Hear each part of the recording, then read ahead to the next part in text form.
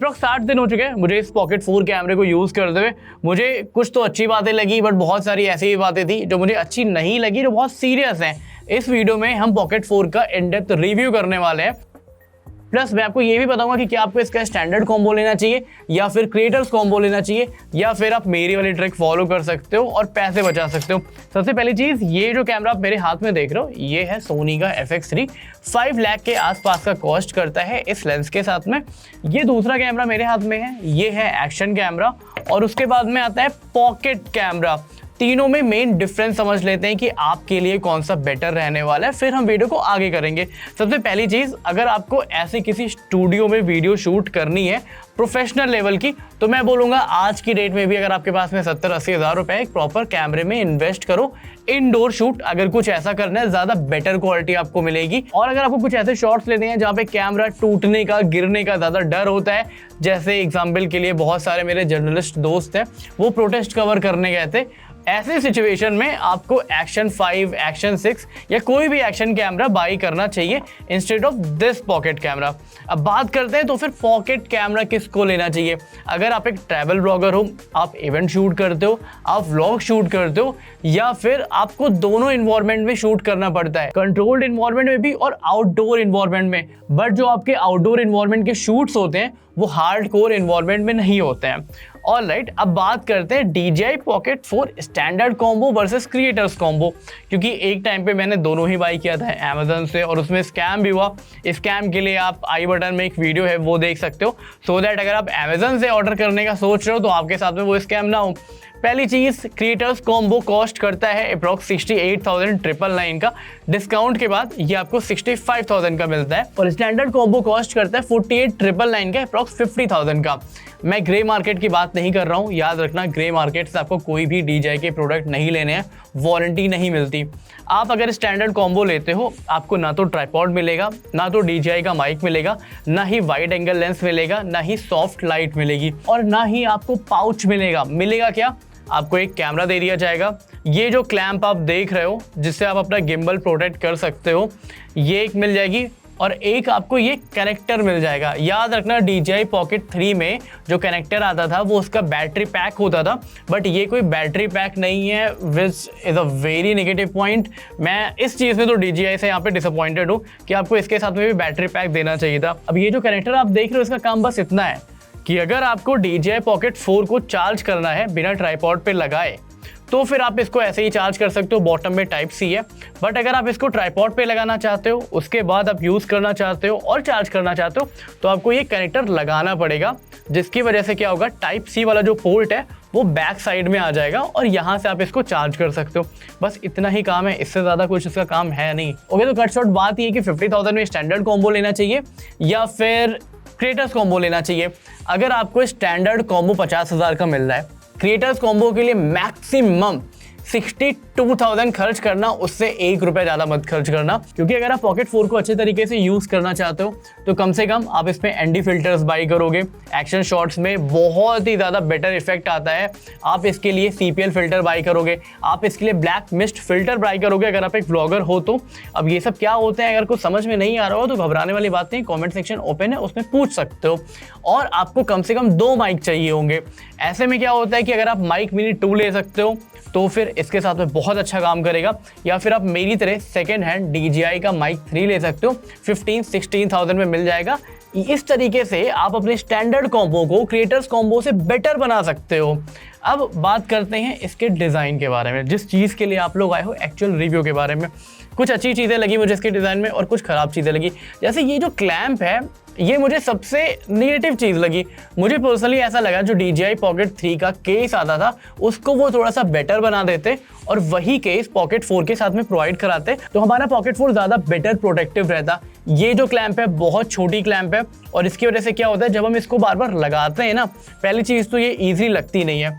ये जब लगती भी है ना तो मुझे ऐसा लगता है कि थोड़े से स्क्रैचेस इसकी वजह से भी आएंगे लॉन्ग टर्म में, और अगर आप इसको सही से नहीं लगा पाओगे तो आप डैमेज भी कर सकते हो अपना प्रोडक्ट। तो अ बिग नो। पॉकेट 4 की जो जॉयस्टिक है वो पॉकेट 3 की जॉयस्टिक से बेटर है।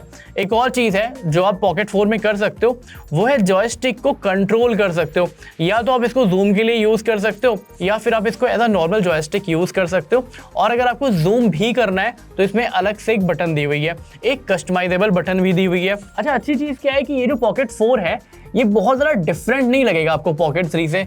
तो जो लोग पॉकेट 3 से फैमिलियर हैं वो लोग पॉकेट 4 को अच्छे तरीके से यूज़ कर सकते हैं। पॉकेट 4 में आपको 107 GB की इंटरनल स्टोरेज मिल जाती है एंड ट्रस्ट मी ये बहुत ही ज़्यादा अंडररेटेड फीचर है। जब भी आपके पास में कोई प्रोडक्ट आता है हो सकता है इमीडिएटली आप उसके लिए कार्ड बाय ना कर सको, बट आप उसे शूट ज़रूर करना चाहोगे। ऐसे में अगर उसमें इंटरनल स्टोरेज होती है वो भी 107 GB की, तो कहीं ना कहीं ब्लेसिंग्स ही होती है। तो इस चीज़ में तो पॉकेट 4 बेस्ट है। दूसरी चीज़ ये है कि इस बार USB भी अपग्रेड कर दी गई है। USB 2.0 आपको देखने को मिलती थी पॉकेट 3 में, इस बार आपको 3.1 देखने को मिलती है। डेटा ट्रांसफर की स्पीड आपको अप्रॉक्स 800 Mbps की देखने को मिलेगी और ये जो डेटा ट्रांसफर वाली बात है डे टू डे लाइफ में जरूर फील होती है। एक और चीज मुझे पॉकेट 4 की अच्छी लगी, ये जो नया सेंसर है ये सपोर्ट करता है 14 स्टॉप्स डायनेमिक रेंज को। मतलब आप किसी ऐसी सिचुएशन में हो जहां पे पीछे सनलाइट है और आपको आपका फेस भी एक्सपोज चाहिए, तो वो दोनों चीजें फोरग्राउंड और बैकग्राउंड अच्छे से एक्सपोज हो जाएगी। अच्छी चीज क्या है, 4K 60 FPS 4K 30 FPS दोनों पे ही HDR अच्छे से सपोर्ट करता है। एंड ट्रस्ट में अगर आपको एक cinematic travel vlogging film shoot करनी है आप इसका यूज़ करके आराम से कर सकते हो। एक जो चीज़ मुझे डिज़ाइन में डिफेक्ट लगी है वो ये है कि अभी देख सकते हो आप मेरा कैमरा ऑफ है बट स्टिल ये जो बीच वाला पार्ट है ना ये मूव होता रहता है, तो आपको पॉकेट कैमरा को बहुत संभाल के रखना पड़ेगा। इसीलिए मैं कह रहा था कि ये जो क्लैंप है ये क्लैंप इनफ नहीं है, डिज़ाइन में अभी भी फ्लॉज हैं, उसको सॉल्व करने के लिए DJI को और बेटर प्रोटेक्टिव केस देना चाहिए था। इसको यूज़ करते हुए मुझे काफ़ी टाइम हो गया है। मैंने Z900 का रिव्यू इससे शूट किया था, अपने कई सारे ट्रैवल वीडियोस इससे शूट किए, शॉर्ट्स इससे शूट किया है। कलर्स एक्चुअली काफ़ी अच्छे आते हैं, 10 बिट कलर डेप्थ को ये सपोर्ट करता है। वैसे इसमें D-Log का भी सपोर्ट है बट इन केस आप प्रोफेशनली चीज़ें नहीं करना चाहते तो इसमें कलर करेक्शन टोन्स दी हुई है, वो भी 6, उसमें से भी आप यूज़ कर सकते हो। जैसे मुझे पर्सनली ऐसा लगता है कि जब मैं ट्रैवल करता हूँ तो मुझे बहुत ज़्यादा टाइम सेव करना होता है उस समय, क्योंकि ऑफिस के बाद ट्रैवल करो, व्लॉग्स वगैरह शूट करो, मेरे पास इतना टाइम नहीं है कि मैं प्रोफेशनल लेवल पे जाकर के कलर ग्रेड कर सकूँ। वहाँ पे ये जो कलर टोन्स हैं एक्चुअली हेल्प करती है। एक और जो मेजर चेंज मुझे यहाँ पे लगा है पॉकेट 3 से, पॉकेट 3 पे जब मैं फोटोज कैप्चर करता था तो 9.4 मेगापिक्सल की फोटोज कैप्चर होती थी, बट यहाँ पे पॉकेट 4 में 37 मेगापिक्सल की फोटोज कैप्चर होती है। तो इन केस अगर मुझे एक सर्टेन पार्ट को क्रॉप भी करना है तो वो मैं कर सकता हूँ इसमें। दूसरी चीज़ ये है कि वीडियो में भी अगर आप डे लाइट में 2x जूम का ऑप्शन यूज़ करोगे तो आपको अच्छी क्वालिटी मिलेगी, मतलब यूजेबल पूरी की पूरी फुटेज मिल जाती है। बट हाँ, अगर रात के टाइम पे या फिर लो लाइट में 2x ऑप्शन में यूज़ करता हूँ तो मुझे पर्सनली लगता है कि क्वालिटी उतनी अच्छी नहीं मिल रही है। मेरी जो बेस्ट ट्रिप रही है इस कैमरे के साथ में भीमताल की रही है। वहाँ पे मैंने एक्टिव ट्रैक 7.0 वाला फीचर यूज़ किया था। बेसिकली कैमरा ऐसे बीच में रखा हुआ था रोड के और मैं चारों तरफ घूम करके रिकॉर्ड कर रहा था। I can't express this feeling कि कितना अच्छा मुझे लगा था कि मैं फ्रेम्स भी चेंज कर रहा हूँ और कोई कैमरा है जो मुझे अपने आप से ही ट्रैक कर रहा है। इस फीचर का यूज़ करके आप अपने ट्रैवल फिल्म मेकिंग को बेटर बना सकते हो।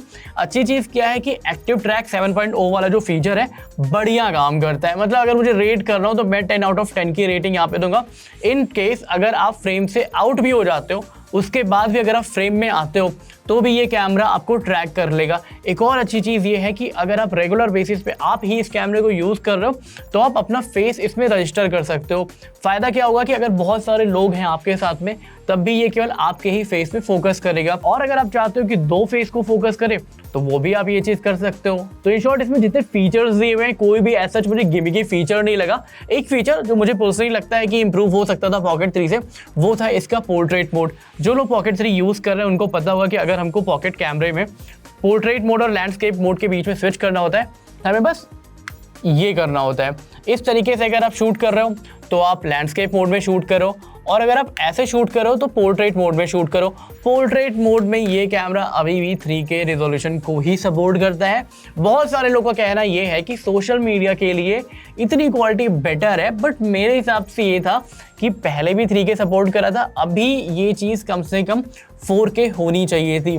ओवरऑल इनकेस अगर रिजोल्यूशन की बात करें तो 4K 240 FPS तक ये कैमरा सपोर्ट करता है। 240 FPS वाले जो स्लो मोशन है ना बहुत ही बढ़िया आता है, बहुत ही ज़्यादा बढ़िया आता है। अगर आप बाइक की वीडियो शूट करना चाहते हो या फिर ऑटोमोबाइल जर्नलिस्ट हो, ट्रैवलर हो, आपको नेचर शूट करना है स्लो मोशन में, इस कैमरे से बेटर कुछ भी हैंडी नहीं है।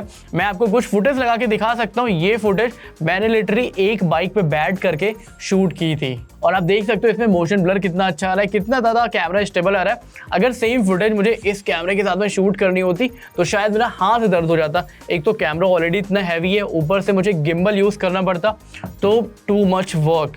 इस सारे शॉट्स के लिए पॉकेट कैमरे बनाए गए हैं। ओके, अब बात करते हैं क्वालिटीज़ की। डे फोटोज़ कैसी आती है, नाइट फोटोज़ कैसी आती है। डे फोटोज़ बहुत ही ज़्यादा बढ़िया आती हैं, बट हाँ, जिन लोग का बजट 50,000 के आसपास है वो डेफिनेटली एक चीज़ ज़रूर मिस करेंगे, वो है इसका जूम फीचर। क्योंकि आजकल जितने भी स्मार्टफोन्स आ रहे हैं उसमें 3x optical zoom, 5x optical zoom ऐसे जूम्स मिल रहे हैं, तो हमारी एक आदत हो चुकी है वो पोर्ट्रेट मोड कैप्चर करने की। तो अगर आप उस पोर्ट्रेट मोड को कैप्चर करने के लिए इस कैमरे का यूज़ करोगे तो डेफिनेटली आप डिसअपॉइंटेड होने वाले हो। बट हाँ, अगर आप लैंडस्केप शूट करना चाहते हो, आप नेचर शूट करना चाहते हो, बाइक्स, कार्स, इन सारी चीज़ों की फोटो शूट करना चाहते हो, तो डेफिनेटली आप इससे कर सकते हो। वहाँ पे आप कहीं पे भी डिसअपॉइंटेड नहीं होगे। नाइट फोटोज भी अच्छी आती है। इनफैक्ट वीडियोस में आप सेटिंग से नॉइस रिडक्शन कर सकते हो। बट हाँ, नाइट शॉट्स के लिए मैं बोलूँगा कि आईफोन 17 प्रो से बहुत ज़्यादा बेटर है, बट स्टिल थोड़ी सी कमी मुझे लगी कि थोड़ा सा बेटर हो सकता था। जिस तरीके से Insta360 Luna ultra night shots produce करता है, काश ये नाइट शॉट्स वैसे ही प्रोड्यूस करता। बट हाँ, डे लाइट शॉट्स की बात करें तो बहुत बढ़िया डे लाइट शॉट्स आते हैं। आप उसको प्रोफेशनली ऐड क्रिएट करके भी सेल करोगे तो भी उनको नहीं पता लगेगा कि आपने FX3 से शूट किया है या फिर पॉकेट 4 से शूट किया है। आपको एक चीज़ ध्यान रखनी पड़ेगी, आपके पास में वेपन्स है, ये एक वेपन है, ये एक वेपन है और ये एक वेपन है। इनफैक्ट आपका स्मार्टफोन भी एक वेपन है। उस वेपन की कैपेबिलिटीज़ कितनी है ये समझ के आप अगर उसको यूज़ करोगे, आप हर कैमरे को बेस्ट तरीके से यूज़ कर पाओगे। इनफैक्ट 4K वीडियोस को अगर आप क्रॉप करके भी यूज़ करना चाहते हो, आप अच्छे तरीके से कर सकते हो। स्लो मोशन वीडियोस की बात करें तो स्लो मोशन वीडियोस भी बहुत अच्छे आते हैं। बट हाँ, नाइट टाइम पे या फिर लो लाइट में मैं आपको रिकमेंड नहीं करूँगा कि आप जा करके स्लो मोशन वीडियो शूट करो। परफेक्ट कॉम्बिनेशन क्या होगा एक ट्रैवलर के लिए? मेरे हिसाब से तो सारे ही। अगर आपका बजट है तो आपको एक कैमरे की ज़रूरत है, आपको एक पॉकेट 4 की ज़रूरत है और आपको एक एक्शन कैमरे की भी ज़रूरत है। तब जाके, इनफैक्ट आपको एक ड्रोन की भी ज़रूरत है, तब जाके आपका पूरा का पूरा व्लॉग अच्छा बनेगा। बट स्टार्टिंग के लिए अगर आप मुझसे पूछोगे आप एक व्लॉगर हो, आपको क्या लेना चाहिए, मैं बोलूँगा एक बेसिक सा फ़ोन ले लो जिसमें वीडियो एडिट हो जाए, जैसे OnePlus 13R हो गया, नथिंग फ़ोन 3 हो गया या फिर iPhone 14 हो गया। अगर ये आपके पास में है और आपने एक एक्शन 4 बाई कर लिया, इट्स अ डेडली कॉम्बो। इससे ऊपर आपको कुछ नहीं चाहिए। नाउ द टाइम इज, क्या आपको पॉकेट 4 बाई करना चाहिए? जी हाँ, अगर आपका बजट है, आप उसको यूज़ कर सकते हो, आप गिम्बल यूज़ करना समझते हो, then you should definitely go with pocket 4। Budget है 60K में, 62K में अगर आप क्रिएटर्स कॉम्बो मैनेज कर सकते हो then go for creators combo, नहीं तो स्टैंडर्ड कॉम्बो ले लो, बढ़िया काम चल जाएगा। माइक आप एडिशनल ले सकते हो, लाइट भी आप मार्केट से ले सकते हो, 1000 तक में बढ़िया लाइट मिल जाएगी जो आपके पॉकेट 4 में लग जाएगी। इतना ही आज की वीडियो के लिए। मिलते हैं नेक्स्ट वीडियो में। कोई क्वेश्चन होगा तो ज़रूर पूछना, 24 आवर के अंदर आपको आंसर मिल जाएगा। This is Nikhil Srivastava signing of.